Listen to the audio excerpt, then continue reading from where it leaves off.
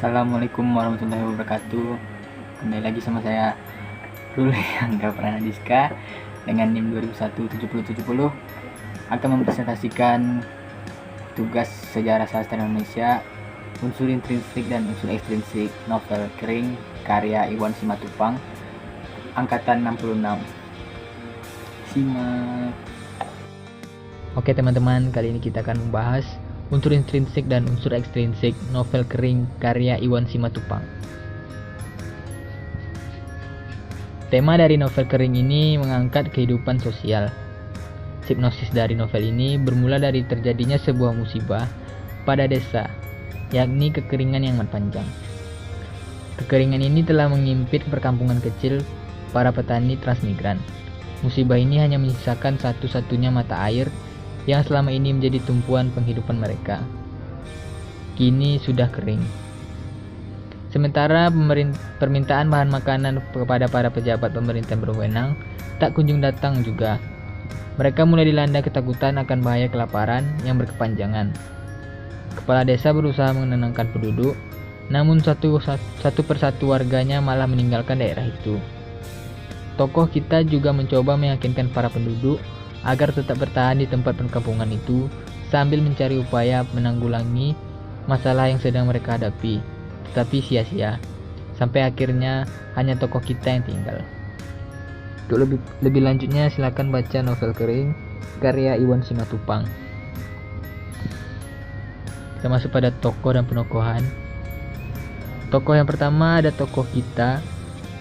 Tokoh kita memiliki watak yang tegas namun baik, etos kerjanya yang tinggi, semangat, cerdas, serta kritis dalam berpikir.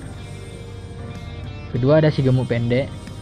Si gemuk pendek memiliki sikap yang baik, namun suka berjudi dan suka menyelundupkan barang. Ketiga ada si kacamata.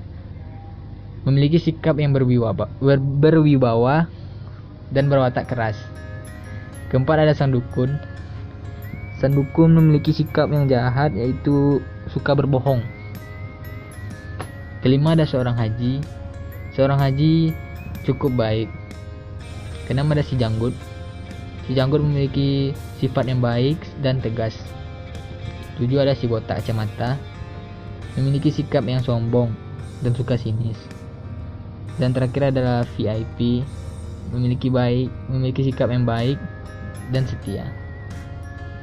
Kita masuk pada latar pada novel ini beragam. Pertama ada pagi, terdapat pada kutipan esoknya, pagi-pagi benar mereka lari ke sana untuk menemuinya, masih saja air. Kedua ada siang, terdapat pada kutipan matahari lohor tak kenal ampun. Ketiga ada sore, terdapat pada kutipan menggali lagi sampai sore. Keempat ada malam, terdapat pada kutipan di permukaan bumi hari telah larut malam. Selanjutnya latar tempat yang pertama ada ladang, terdapat pada kutipan ladang-ladang telah jadi di antara tanah retak. Kedua ada mata air kecil, tempat mereka mengambil air, terdapat pada kutipan dia sampai di mata air kecil, sedikit di balik bukit kecil batas utara ladangnya. Ketiga ada bukit kecil, terdapat pada kutipan dia sampai di mata air kecil, sedikit di balik bukit kecil batas utara ladangnya. Keempat ada perkampungan kecil, terdapat pada kutipan perkampungan kecil tani-tani transmigran itu rebut. Kelima ada rumah sakit, terdapat pada kutipan serba putih bersih berbau kreolin ini hanya bisa dimengerti, dia ada di rumah sakit. Keenam ada simpang 7, terdapat pada kutipan hal yang demikian ini jugalah yang telah mengantarkan dia sekarang ke persimpangan jalan ini, simpang 7. Oke, kita masuk ke dalam suasana. Tentu saja akibat musibah yang terjadi pada desa itu membuat warga merasa sedih dan kecewa. Karena sedih yang berlebihan membuat masyarakat itu merasakan putus asa. Suasana ini menjadi latar awal karena kekeringan yang membuat desa hanya menyisakan satu-satunya mata air. dan semakin lamanya kekeringan berdampak pada timbulnya amarah masyarakat. Kita masuk pada sudut pandang.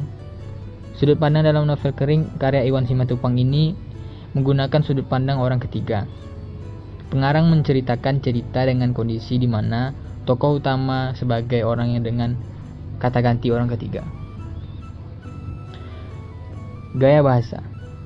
Gaya bahasa pada novel ini terdapat majas personifikasi.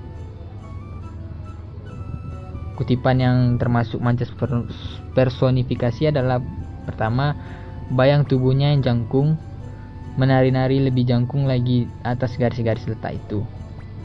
Matahari lohor tak kenal ampun, teriknya melecut langit. Udara bergetar, di sini ia beruap. Dan terakhir, sebuah tongkat besar dari kayu yang ditancapkan dalam lubang mata air itu. Bercerita tentang usaha sia-sia mereka merongrong air dari situ. Gaya bahasa selanjutnya ada itu perumpamaan. Yang pertama, garis dari retak-retak tanah yang diinjaknya itu rasanya seperti menari-nari dalam tempurung kepalanya.